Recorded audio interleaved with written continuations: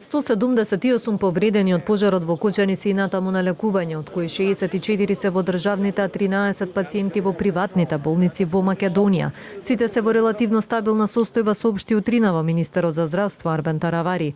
101 пациент пак се третираат во медицински центри надвор од земјава. Денеска ќе биде последниот транспорт на пациенти во странство. 5 од повредените ќе бидат пренесени на лекување во Шведска. Добрата вест што сакаме прво да ја соопштиме дека поминаа 72 часа и нема ни еден починат од тие што ја преживеа трагедијата во Кочани.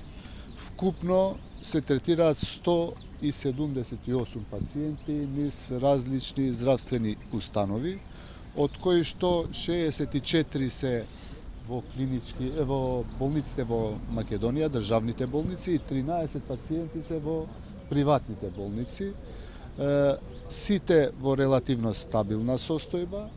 Во моментот 101 пациент се третираат надвор од државата.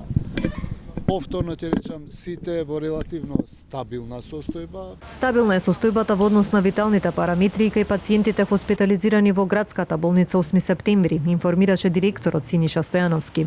Пациентите се под постојан мониторинг, а интервенциите се вршат и со помош на лекарските тимови од странство кои се специализирани за ваков тип на повреди.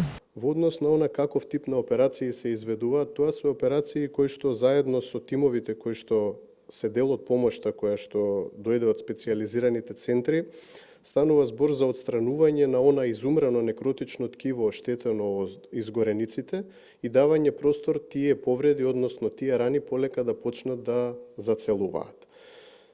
Сега да не одам премногу во детали што точно се прави, но треба да имаме во предвид дека во овие неколку денови не само што се мониторираше потенцијалното влошување на пациентите, туку мораа да се санираат и повредите на оние пациенти кои што не беа критични во прва фаза, ниту беа во животозагрозувачка состојба. По вонредната состојба, здравствените власти информираат дека на хируршките клиники во Скопје од денеска ќе продолжат операциите за онколошките пациенти, а се очекува од утре и останатите клиники да продолжат со работата според планираните програми.